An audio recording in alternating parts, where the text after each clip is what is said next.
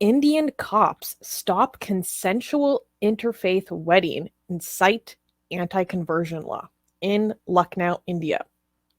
So this is a follow-up in the sense that it's not the case of the first Muslim man arrested under the new law, but this is showing how it's actively breaking up consensual marriages. So in Lucknow, India, Indian police recently stopped an interfaith marriage in Lucknow, citing the newly passed, quote, Uttar Pradesh Prohibition of Unlawful Conversion of Religious Ordinance, end quote. That's the name of the law.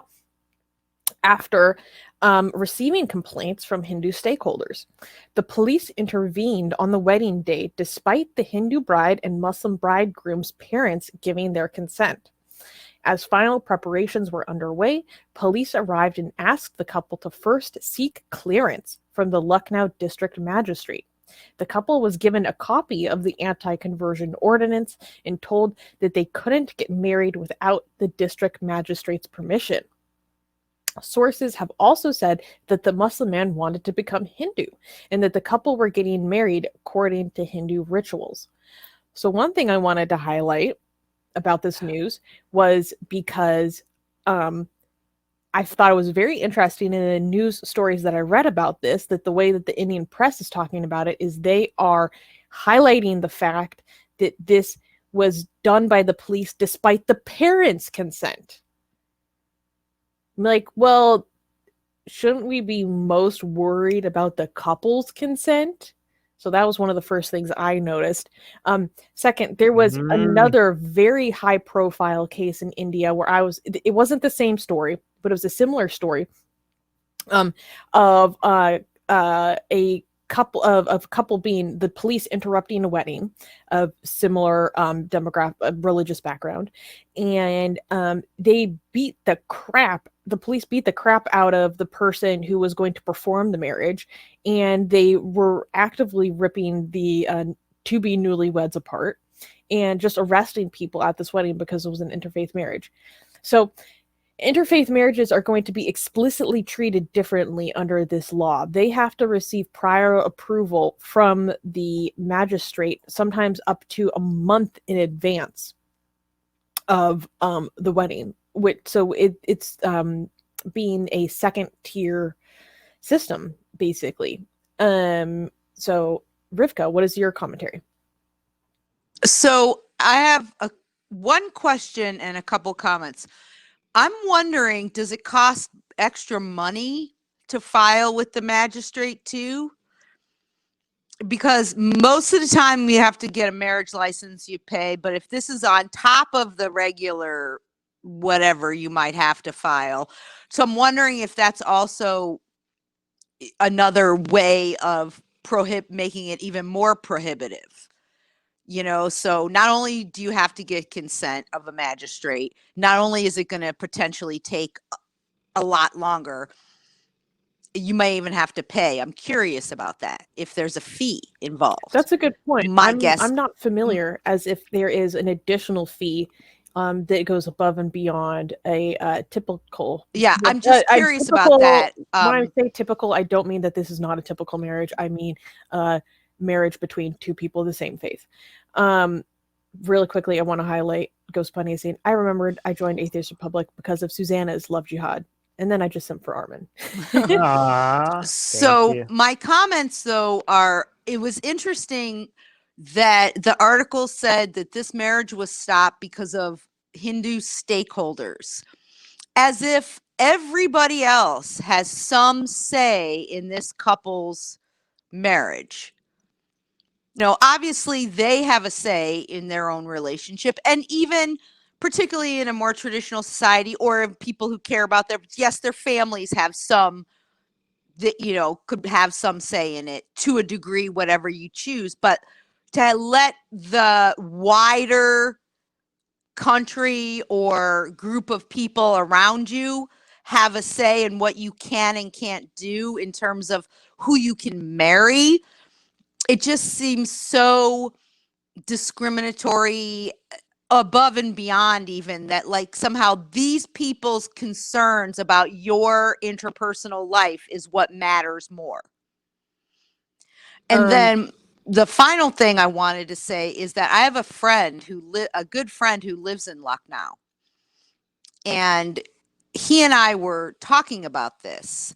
He's Muslim, actually. Well, his family is Muslim, and he told me that this is so heated that he's afraid to talk about it with anyone because of how heated people get, and he's certainly afraid to, even more so afraid to discuss it just like in the cafe, or because if someone would overhear, even if he could find someone that he felt comfortable discussing it with, he is literally afraid for his physical safety should a conversation about this be overheard, and the fact that he's a Muslim, unmarried Muslim guy. Yeah, a Muslim man in Uttar Pradesh, like, I would be scared too. Katie has a really good comment saying, this is India. It doesn't matter if you're an adult, your individuality doesn't matter to the society. Your parents should be making decisions for you. And this is, I mean, I knew this when I mentioned it because I know that that is an important aspect of Indian culture, is the collectivist family structure. And it reminds me of the news we covered a couple of weeks ago of a lesbian couple who were living together, and they were, one of them was basically kidnapped by their family just because they wanted her back. She had no say, and they beat the crap out of her girlfriend or her partner. Because it's like, nope, we want you back, you're coming back. And they're fully grown adults living consensually together. And other people are highlighting how is India going backwards and highlighting how this is unconstitutional. And then other people are saying, well, the Constitution can be changed. And maybe highlighting that BJP and Hindutva might try to be doing it slowly. Oh, but we got a super chat. From Varun. Thank you for the $5 super chat, Varun, saying legally legal Hindutva wedding. As sad as it is, you're only reading news of honest grooms who did not bribe the government. I'm a little bit confused about what you're saying, legally legal Hindutva wedding.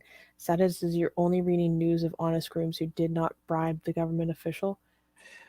Maybe like if there was interfaith marriage and somebody bribed government officials, then it would go through with no problem if you had bribed somebody. I do want to say that it is very, I don't know if the Hindutva realize how bad this looks. Like, this is such, like, people are like, guys, you guys are against Hindutva. You guys are like trying to make India look bad. I mean, do we even have to try? People are falling in love, and your ideology, your Hindu ideology has made you signal to the whole world that you go and break up weddings of people that want to be together and love each other. I mean, we don't even have to. We just have to, like, boop, look at the news, look at everyone. Like, we don't. You guys are doing 99% of the job to make your ideology advertise itself as the evil, backward, insane dogma that it is.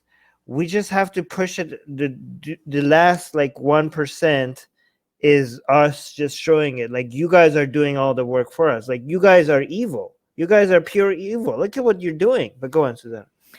So Daniel Jones is saying, so this isn't love jihad at all. It's a ban on interfaith marriage. It's pretty much a non-constitutional law, right? And other people are saying, yes, Daniel, it's bigotry in the highest order. But here's the thing. It's not a full ban. It's just making it much more difficult above other marriages to get married. And again, any supposed alleged violation of this law is non-bailable and punishable by up to 10 years in prison. All right.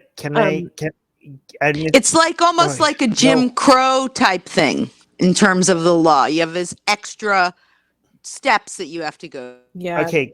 I need to respond to Daniel. First of all, saying, so this isn't love jihad at all. It's a ban on interfaith marriage. Daniel, love jihad is not real. What do you mean it's not love jihad? Love jihad is all fake. Okay, the love. What do you're saying? You're saying this isn't love jihad. It's a ban on interfaith marriage. That's the point of love jihad, is to ban interfaith marriage. Like, what do you think love jihad? What do you think the whole love jihad conspiracy is for? Is to ban interfaith marriage. Like, you're making it seem as if like that is not what love jihad is made for. Like, they go together. You're acting like they are usually contradict each other. No, like, one is made to ban the other one. And also, when you say maybe he no, means because I the other finish? he's Muslim and he wants to convert. Maybe that's what he's talking about. And usually it's the other way Okay. around. I just need to finish my thoughts because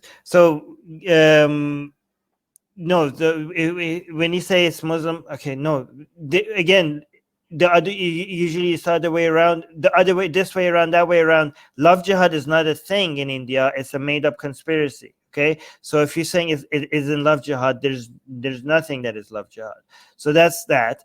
And then the rest of the sentence is saying it's pretty much an unconstitutional law, right, guys?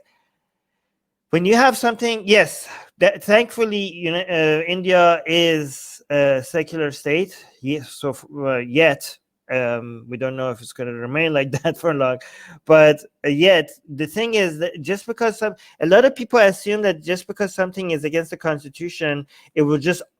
It's kind of like a computer program that you try to pass a law that is unconstitutional, and would just automatically the Constitution will just like stop it, and it just won't go through. Or like, well, who cares? This is a law. Well, it's against the Constitution. Even in the United States, where laws are supposedly work more efficiently, and things get, when you have a law that is like anti-women's rights, it's discriminatory, that constitutionally shouldn't be there, it could take sometimes up to decades for it to all of us to be challenged, be brought to the state courts, and then up to the Supreme Courts, and then eventually be compared to the Constitution, and even if it's just a year or two, like sometimes it's even longer.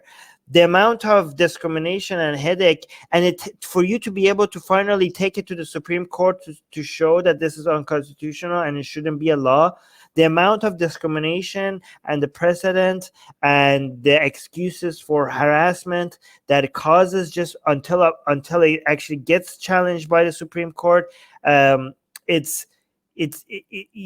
amount of misery that it causes is huge. And just because the process is very slow and very expensive for it to eventually become for it to be proven unconstitutional, it's easier to make a whole bunch of other new laws while you're struggling to get this one removed because it's unconstitutional. So just like when you say something is unconstitutional, that's not de facto, okay, so this is not a problem. You could have years of discrimination with unconstitutional laws in many countries, secular countries, like United States and India. So if you could do this in the United States, what do you think there's a hope for? Anyways, Susanna, you had your hands up. You want to say something? Oh, I was gonna highlight. Oh yeah, Shupam is saying Indian government should focus on underage grooming rather than following this hoax. It's disgraceful. And the thing is with anti-conversion, in the case of real cases that happen in Pakistan, where 1,000 girls are kidnapped and forcibly married and converted, aka raped, there are laws in India that protect against those crimes, right? Those are already on the books. So this is just extra government interference. Okay, secular Proton saying, no, come on, that's not fair criticism. He knows that it's just words.